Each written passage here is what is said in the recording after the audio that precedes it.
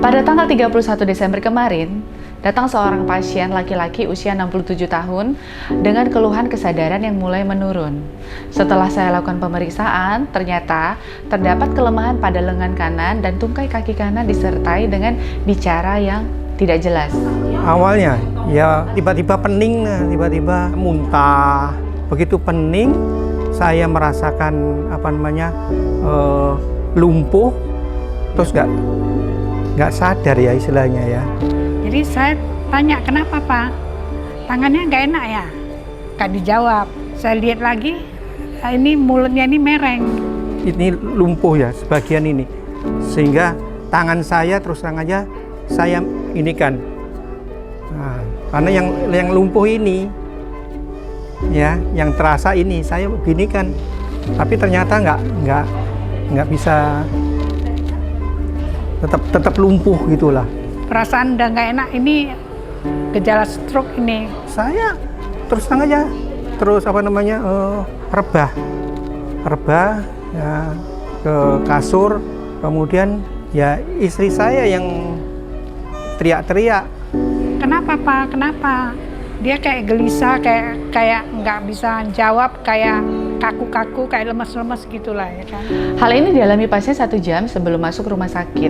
Bilang sama bapak, kita ke rumah sakit langsung ya. Saya bilang sama menantu, gejala stroke ini dia. Lu kemarilah cepat, kita bawa ke rumah sakit. Dia tanya, bagusnya di mana gitu ya kan. Siloam aja lah, saya bilang gitu. Begitulah, langsung ke Siloam. Berdasarkan gejala yang dialami pasien kita duga mengalami stroke yang akut. Stroke itu ada 2, stroke penyumbatan atau stroke iskemik dan stroke perdarahan.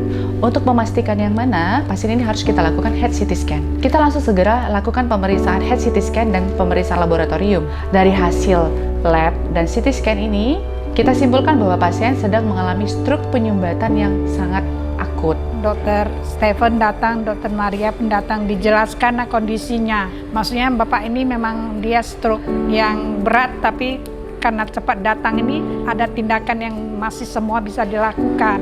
Tapi mesti segera, sekarang juga gitu. Nggak boleh pikir, nggak boleh tunggu-tunggu lagi. Berdasarkan kriteria ini, pasien memenuhi syarat untuk dilakukan trombolisis. 10% dosis dari trombolisis ini kita berikan secara intravena habis dalam 1-2 menit. Dan sisa 90%-nya kita berikan melalui siring pump habis dalam 1 jam. Dan dalam 1 jam ini, pasien kita monitor ketat, kita perhatikan bagaimana tanda-tanda vitalnya, apakah ada keluhan nyeri kepala, dan apakah ada penurunan tingkat kesadaran.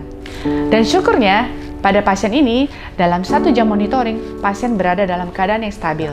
Jadi selesai pasien dilakukan trombolisis, pasien itu kita langsung antarkan ke ruang cath lab. Pasien kita lakukan DSA. Tujuannya adalah untuk mengevaluasi apakah trombusnya sudah terbuka atau belum. Karena tindakan trombolisis memiliki keberhasilan sekitar 40-50%. Ditambah dengan trombektomi, keberhasilan itu naik menjadi 70-80%. Jadi pada pasien ini setelah kita lakukan DSA didapatkan bahwa adanya sumbatan pada segmen M2 MCA sebelah kiri.